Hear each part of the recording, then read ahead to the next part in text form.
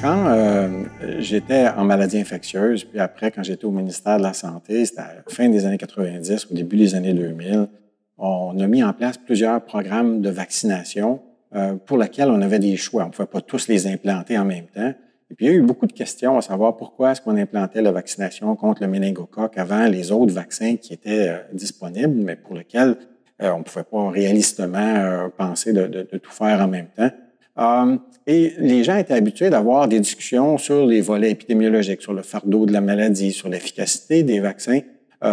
Mais il y avait évidemment d'autres considérations sociales, politiques, contextuelles en lien avec les éclosions de méningite qu'il y avait eu à ce moment-là au Québec, un peu partout à travers la province, sur la perception sociale autour de cette maladie-là, de ses risques, de ses impacts, de ses séquelles chez les gens.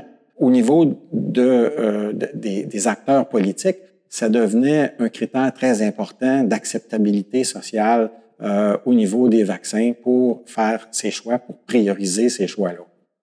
On s'est doté à peu près au même moment, à l'intérieur de la loi sur la santé publique, d'un cadre éthique. Donc, c'est enchâssé dans la loi sur la santé publique avec la création d'un comité d'éthique sur la santé publique qui regardait beaucoup la surveillance, les plans de surveillance qui étaient mis de l'avant, mais aussi des aspects sur la vaccination. Notamment, par exemple, lors de la vaccination pour le H1N1, ce comité-là s'est penché pour regarder qui on devrait prioriser, comment est-ce qu'on devrait faire la vaccination, qu'est-ce que c'était qui amenait le plus grand acceptabilité, respect des populations, équité dans les interventions qui étaient mises de l'avant. En même temps aussi, le Comité d'immunisation du Québec s'est doté d'un cadre de référence avec une soixantaine de critères pour évaluer les programmes de vaccination qui étaient mis de l'avant.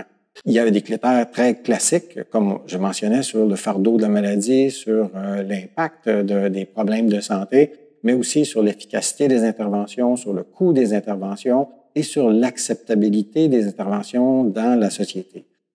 Il y a tout un volet éthique qui est enchâssé dans ces critères-là, qui sont regardés chaque fois qu'on met un programme de vaccination en place, qui touche l'information à la population, qui touche le consentement éclairé de la part des patients, mais aussi qui regarde l'équité puis l'accessibilité, la faisabilité des interventions qui sont mises de l'avant. Donc, il y a nécessairement des critères qui sont très épidémiologiques, classiques.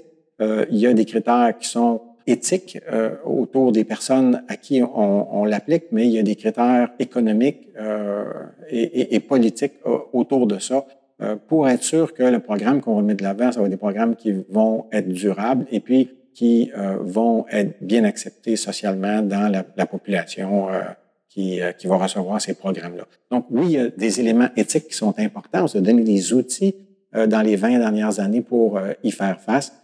Ils sont incontournables, même si on les voit pas toujours de façon explicite, ils sont toujours là dans la prise de décision.